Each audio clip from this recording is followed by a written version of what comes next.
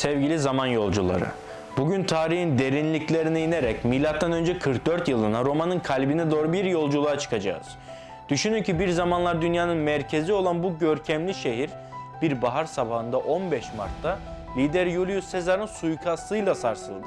Peki bu hançer darbeleri sadece Sezar'ın bedenini mi hedef aldı, yoksa koca bir imparatorluğun ilmek ilmek dokunmuş geleceğini de mi? Bu videoda o dönemin ekonomik krizinin perde arkasını aralayacağız.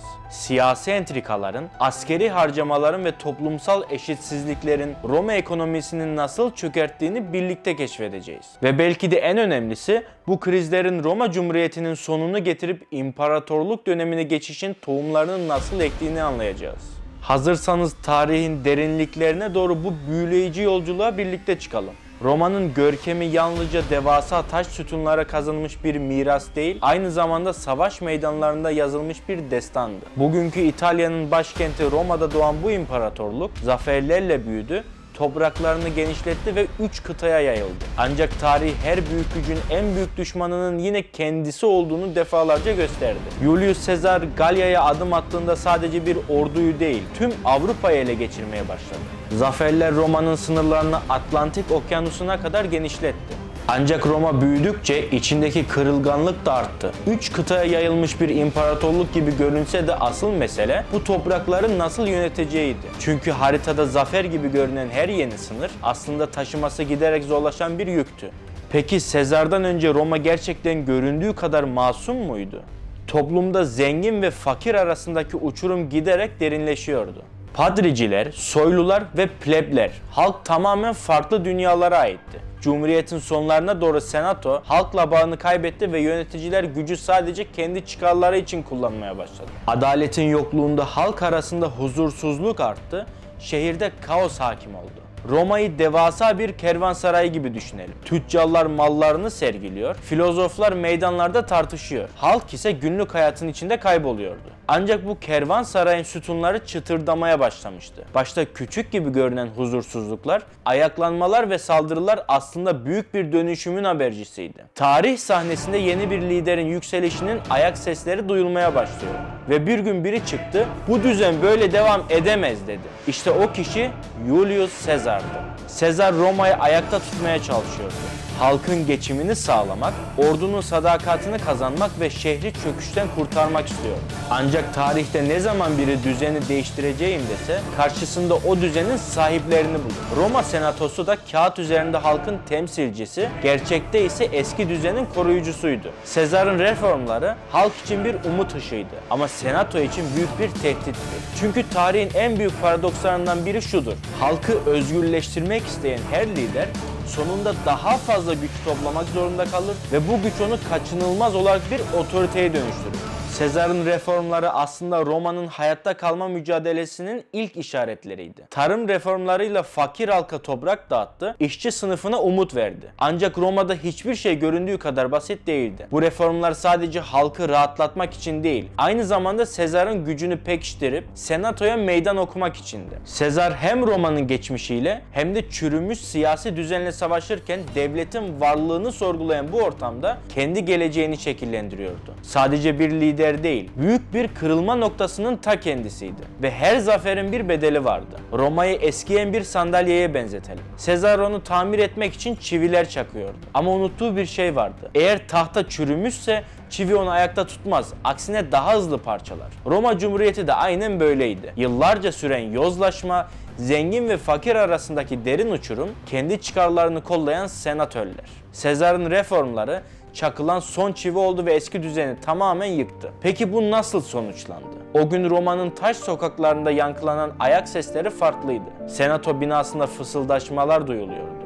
Tarih Julius Caesar'ın son adımlarını kaydediyordu. Ancak bu sadece bir suikast değildi, bir devrin sonuydu. Tarih kitapları der ki, Caesar M.Ö. 44'te suikasta kurban gitti. Ama onun ölümü sadece bir adamın değil, bir düzenin de sonuydu. Bir lider öldüğünde halk yas tutar. Ama bir düzen çöktüğünde halk yönünü kaybeder. Tarih suikastı bir son gibi gösterse de aslında bir başlangıçtı. Senato, Roma'nın tek adam yönetimine geçmesini engellemek için Sezar'ı öldürdü.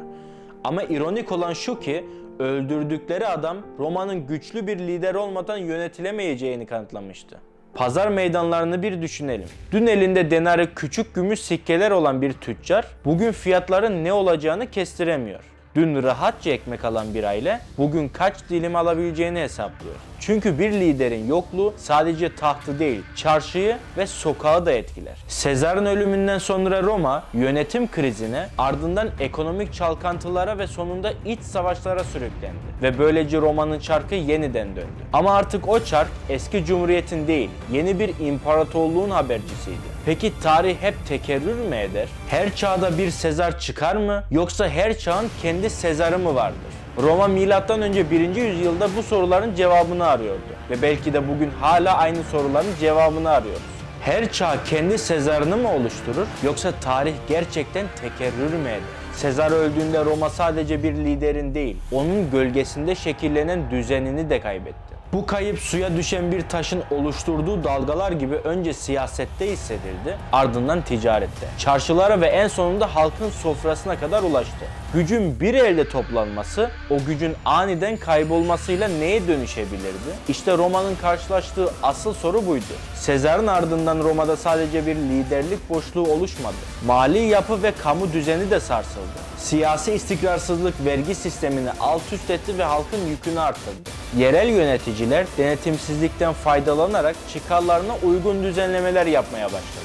Yolsuzluk arttı, kamu harcamaları düzensizleşti. Askeri harcamalar hızla yükselirken halkın refahı için yapılan yatırımlar neredeyse yok oldu. Ekonomik denge bozuldukça halkın devlete olan güveni sarsıldı ve büyük bir kaos ortamı oluştu. Vergi toplama sistemi aksadığı için devletin gelirleri düştü. Açığı kapatmak için borçlanmaya gidildi. Ancak halkın büyük bir kısmı zaten vergilerini ödeyemez hale gelmişti. Bu ekonomik çöküş her geçen gün daha da derinleşiyordu. Tarihte bir kral, imparator ya da diktatör öldüğünde geride sadece boş bir koltuk kalmaz. Bu boşluk ekonomide, ticarette ve insanların geleceğe duyduğu güvende kendini gösterir. Roma'nın ekonomik düzeni de tıpkı Sezar gibi aniden hançerlenmişti. Halkın sırtındaki yük ağırlaştıkça Roma'nın refahı da Forum'daki eski heykeller gibi yavaş yavaş yıpranıyordu. Bir zamanlar düzenin simgesi olan bu büyük şehir artık her gün biraz daha belirsizliğe gömülüyordu. O günlerde Roma'da yaşayan biri belki de en çok şu soruyu soruyordu. Sezar öldü. Peki ya biz? Roma'nın altınla kaplı yolları vardı. Ama o yollarda yürüyenlerin ayakları kanıyordu. Bir yanda devasa malikanelerinde ziyafetler düzenleyen soylular, diğer yanda ekmeğini paylaşmak zorunda kalan yoksullar vardı. Ancak kaderin ironisi Roma'yı büyüten şehrin aynı zamanda çöküşüne de yol açmasıydı. Zafer alaylarının yankılandığı ihtişamlı Roma sokaklarında büyük gücün büyük bir sorumluluk getirdiği gerçeği gizliydi. Julius Caesar ordusuyla zaferden zafere koşarak Roma'nın sınırlarını genişletiyordu. Fakat bu zaferlerin bedeli ağırdı. Artan askeri harcamalar devlet bütçesini zorlamaya başlamıştı. Küçük bir şehir devleti olarak topraklarını genişleten Roma, ordular büyüdükçe askeri harcamalar devletin en büyük gider kalemi haline geldi. Savaşlar için harcanan paralar Roma ekonomisini ayakta tutabilmek için daha fazla para basmaya başladı. Ancak para basımı arttıkça paranın değeri düştü ve enflasyon kaçınılmaz oldu. Dün elindeki denarius, küçük gümüş sikke ile bir sepet dolusu yiyecek alabilen bir vatandaş, ertesi gün aynı parayla sadece birkaç üzüm tanesi alabiliyordu. Para eridikçe halkın güveni de yok oldu. Zenginler krizlerden kazanç sağlarken yoksullar daha da fakirleşti. Böylece Roma askeri harcamaların gölgesinde ekonomik dengesizliğe ve derinleşen sınıf ayrımına sürüklendi. Roma'nın ihtişamı onun güvenli yolları ve gelişen ticaretiyle şekillenmişti. Ancak iç siyasi çekişmeler imparatorluğun kalbinde yankılanmaya başlayınca bu yollarda zamanla bozuldu. Sürekli artan askeri harcamalar, liderlik krizleri ve düzensiz yönetim ticareti sarstı. İç savaşlar ve iktidar mücadeleleri devletin birliğini zayıflatırken uzak topraklarla olan ticari bağlarda kopmaya başladı. Bir zamanlar Roma'yı zenginleştiren ticaret yolları, soygunlar ve kesintiler nedeniyle güvenliğini kaybetti. Tüccarlar risk almak yerine mal varlıklarını korumayı tercih etti. Bu güvensizlik sadece zenginleri değil, tüm halkı etkileyerek yerel ekonomiye ağır bir darbe vurdu. Tarım, Roma ekonomisinin temel taşlarından biriydi. Ancak iç savaşlar ve yönetim krizleri köylülerin tarlalarına ulaşmasını engelledi. Üretim düştü, tüketim arttı ve pazarlar canlılığını kaybetti. Ekonomik hareketlilik neredeyse tamamen durma noktasına geldi. Sonuç olarak Roma'nın bitmek bilmeyen askeri harcamaları ve iç çekişmelerin ticarete verdiği zarar, imparatorluğun sürdürülebilirliğini tehdit eden en büyük sorunlar haline geldi. Tarih bize şunu öğretir: bir toplum en zayıf halkası kadar güçlüdür. Roma'nın en zayıf halkası fakirler, köylüler ve işçilerdi. Ve bu halkalar kırıldığında en güçlü imparatorluk bile bir harabeye dönüşebilir. İşte böylece Roma kazandığı savaşlarda kaybetmeye başladı. Roma Cumhuriyeti başlangıçta sağlam temellere sahip güçlü bir yapı gibi görünüyordu.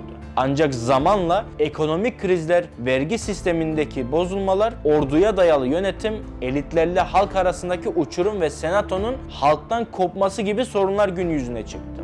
Bu durum Cumhuriyet'in dayandığı güven ve dengeyi sarstı. Siyasi istikrarsızlık sadece reformları değil, sistemin kendisini de sorgulatmaya başladı. Sezar'ın yaptığı reformlar halkın sorunlarına çözüm getirmeyi amaçlasa da aynı zamanda imparatorluk fikrinin güçlenmesine zemin hazırladı. Onun ölümü yalnızca bir liderin kaybı değil, Cumhuriyet'in modeline duyulan güvenin sarsılmasıyla Roma'yı derinden etkileyen büyük bir boşluk yarattı. Bu belirsizlik ve kriz ortamı siyasi ve ekonomik çöküşle birleşince Cumhuriyet'in yerini imparatorluk sistemine bırakmasına neden oldu. Ağustos'un iktidara gelişiyle birlikte Roma tek kişiye dayalı merkeziyetçi bir yönetim benimsedi. Bu geçiş Roma'nın yaşadığı yapısal sorunların ve dengesizliklerin nasıl çözülebileceğine dair tarihe önemli bir ders olarak geçti. Roma Cumhuriyeti güçlü ve sarsılmaz gibi görünen bir yapıydı. Ancak tıpkı bir dağın zirvesinde biriken karın zamanla eriyip çamurla birlikte kayması gibi Roma'da içindeki çürük yapılar yüzünden çözülmeye başladı. Cumhuriyetin son yılları büyük bir kargaşaya sahne oldu. Siyasi çekişmeler, ekonomik kriz ve halkın giderek artan sıkıntıları Roma'yı zayıflattı. Julius Caesar bu çöküşü durdurmak için reformlar yaptı.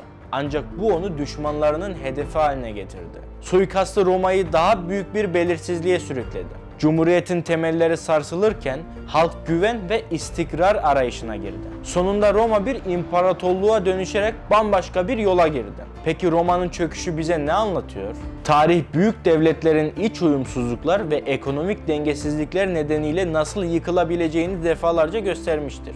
Bu durum günümüz sistemlerinin de ne kadar hassas olduğunu kanıtlıyor. Halk ve yöneticiler arasında sağlam bir bağ kurulmazsa en güçlü yapılar bile çökmeye mahkumdur. Bugün içinde yaşadığımız politik ve ekonomik sistemler ne kadar da sağlam?